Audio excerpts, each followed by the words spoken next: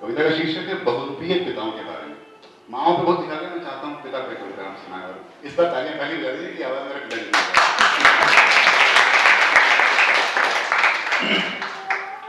उम्र के उस किनारे किसी विशाल और सजीव मूर्त की तरह खड़ा है जैसे कोई सदियों से।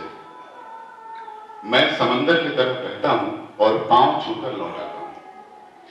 पूछूंगा कभी उन पांवों से भीतर तक महसूस हुआ कि नहीं।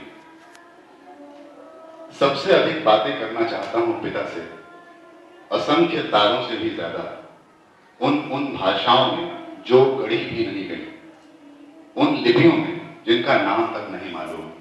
ऐसे ही संभव हैं कुछ बातें तुम्हारी आंखों में फंसे दुख के बारे में, जो उतर आता है मेरी नसों में भी बिना किसी मुहूर्त के। मेरे माथे पर उगाती हैं तुम्हारे चेहरे की सब झुर्रियां। मिलना चाहता हूं उन सब पिताओं से जो दिखते हैं मुझ में प्रेमिकाओं की आंखों से।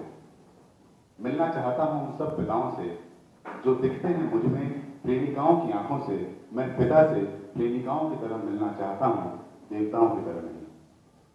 गले में कसकर हाथ डाले बीच सड़क पर किसी नई फिल्म का गाना गाते, भूलते बीच बीच में सर्दियों में जबरदस्ती आइसक्रीम खिलाते, सबसे असभ्य गालियां बकते, सबसे सभ्य दिखते लोगों को झट खड़े हो जाते मेट्रो में किसी पिता जैसे चेहरे को देखकर। उम्र के सब मचान लांघते तुम्हारे बेहद करीब आना चाहता हूं पिता।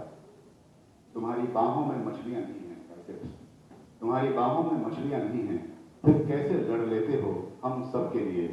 तुम्हारी आंखों में पावर वाला चश्मा है, फिर कैसे देख लेते हो सबसे दूर तक। तुम कोई बहुरूपी हो पिता, एक सच्चे मिथक की तरह। तुम शक्तिपुंज हो पिता मेरे लिए, किसी मैग्नीफाइंग लेंस के सहारे समेट लूंगा सब ऊर्जा जो एक दिन जला देगी देखना संसार के सब दुख, छल और नकली।